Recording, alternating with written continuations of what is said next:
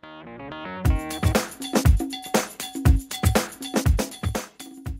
I'm Tam. And I'm Sakina. And this is a video on Earl Perry Charlton and how he was an influential entrepreneur and philanthropist. So to start off, Earl Perry Charlton was born in Chester, Connecticut on June 19th, 1863.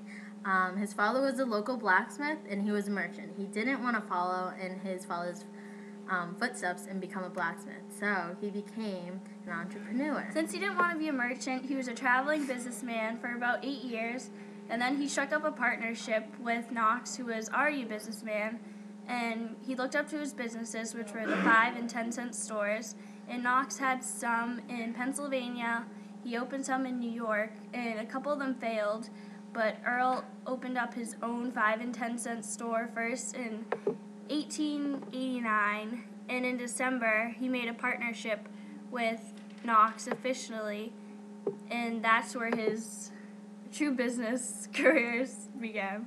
Where does it stop button? Oh. So when his business career started off, he was in a partnership with Knox, and this is where he opened his first 5 and 10 cent store in Fall River, and in the whole area he had about 9, but then he decided it'd be best for his business assets to separate from Knox, so they were no longer in a partnership.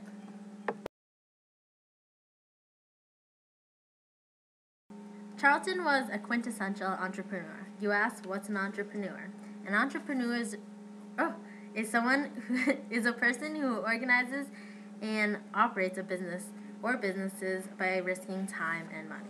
Earl Perry Charlton was an entrepreneur. An entrepreneur is someone who is able to risk time and money. Earl Perry Charlton wasn't scared to take leaps into a new field of business because he maintained the thought process of a true entrepreneur, which incorporates being able to explore and learn from his failures. He managed money wisely, and he knew that a great business is based on fulfilling customers' needs through supply and demand. Other current entrepreneurs, just like Charlton, nowadays would be Steve Jobs, Walt Disney, Oprah, Bill Gates, and J.K. Rowling. They are also very influential today. So Steve Jobs is the co-founder of Apple, actually the founder of Apple, sorry. He is well known for the iPhone, iPads, Macs, TVs, iTunes, etc. He's most well known for technology for personal enjoyment. Walt Disney is Disney. TV, movies, amusement parks, celebrities, and he supplied Americans' demand for thrill and enjoyment and vacations of childhood dreams. Oprah Winfrey has a TV network, and she started off small with her own TV show, which then built up her book club, and now she's world known and built up by having her own channel that caters to women philanthropists looking to donate to homegoers' needs. Sorry. Bill Gates is the co-founder of Microsoft with Paul Allen. This is similar to Charlton and Knox. Knox's partnership forming the 5 and 10 cent stores. Microsoft is a multinational corporation that develops and manufactures products and services relating to computing. Computers, like Microsoft, Word, PowerPoint, Excel, etc., and well known for MSN, Microsoft Network. Last but not least is J.K. Rowling. She is the author of Harry Potter. She's very, very successful. She started with a small idea, showed it off to a co-worker's daughter, and now she's a influenced hit writer. She influenced #1 hit movies also, which profited greatly. Those movies influenced toys, games, dolls, apparels, and costumes. All these entrepreneurs have something in common. They all started off small with a unique idea that nurtured the demand of consumers. Thus, they were able to establish a business that flourished, supporting specific needs. As did Charlton back in the late 19th century and early 20th century.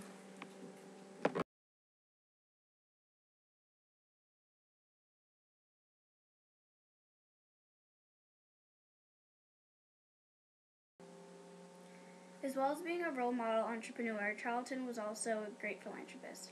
Unlike Woolworth, who left $50 million of his will to his daughter Barbara Hunt, who spent it on frivolous things, Charlton spent his money doing good deeds for people. He donated $500,000 to the Truesdale Hospital in Fall River. He also donated his yacht to the Coast Guards. The United States almost made him a special citizen because of the things he did. Charlton supported many organizations and charities such as the Clark School for Deaf. He was a soft-sided businessman whose care for those in need left him to donate his will to many charities, hospitals, his families, and schools such as the Durfee Textile School in Fall River.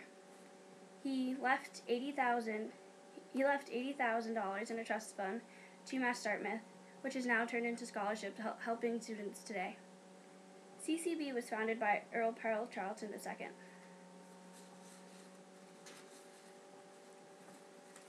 Charlton left a legacy that continues in the local communities and in local hospitals and business colleges in his name. Right now at the University of Massachusetts Dartmouth, the business school is named the Charlton College of Business after him. In the book The Charlton Story by Earl Pearl Charlton II and George Wynas, it states, "Perhaps herein lies the measure of Earl P. Charlton. His good fortune became the good fortune of humanity, and along the way there was no man who did not admire and respect, even love him." This shows how he was truly a pure-hearted individual whose aspirations in the world of philanthropy live on, and how he's aiding people even after he passed. So Earl Perry Charlton died at the age of 67 on November 20th, 1930. He was mourned by his family, friends, business partners, people who knew him because he was a great entrepreneur and philanthropist.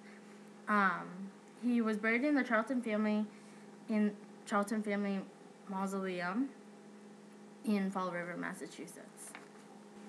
He was aware in his later years that he was approaching death and left how much money would be administered to which charities and when. And he left them in the name of his wife Ida and his children, and the First National Bank became a co-trustee of all the trusts. This was very unusual for entrepreneurs and businessmen in his day to leave money specified before they died of which charities would go to and when, but this just showed how kind-hearted he was. So overall, Earl Perry Charlton was one of the 5 founders of the F.W. Woolworth Company. He was very successful. He was an entrepreneur, and a lot of people role model him today here at UMass Dartmouth. He was a great philanthropist, and it's lived on through his hospitals, schools, his contributions to just the society. Yep. And he wasn't afraid to fail. Like when he traveled out west, he has inspired many other people took risks for success. Just to explore the business field and succeed. One of Earl Perry Charlton's greatest legacies was passing down his business attributes through his family. Earl Perry Charlton II, his grandson, was a great example of this. He was born on December 20th, 1926. He was also an entrepreneur, trustee, philanthropist, and worked in the business field. He started off as a retail executive and built his way up, and he spent 29 years as the vice president working at the F.W. Woolworth Company and retired, and was also a regional manager of Pacific Region in 1978 when he also retired. He was the co-founder of Bookmania, which was one of the founding executive Ross stores in 1982. Like his grandfather, he was a trustee, and many of the things he was a trustee in were the Board of Trustees at the University of Nevada Foundation, the Trustees Emeritus, the Charlton Memorial Hospital and Health System, and the Charlton Trust and Charlton Charitable Trust at Bank Boston, and lastly, the South Coast Hospitals Group in Massachusetts. He was one of the few to receive an honorary doctorate in business administration from the University of Massachusetts, Dartmouth. He received this in 1996. This just goes to show how Earl Perry Charlton I was a great man, and how his legacy lived on through his family, in that how he was a great man, a great philanthropist, entrepreneur who set new strides in the business world, and it just goes to show how legends never die.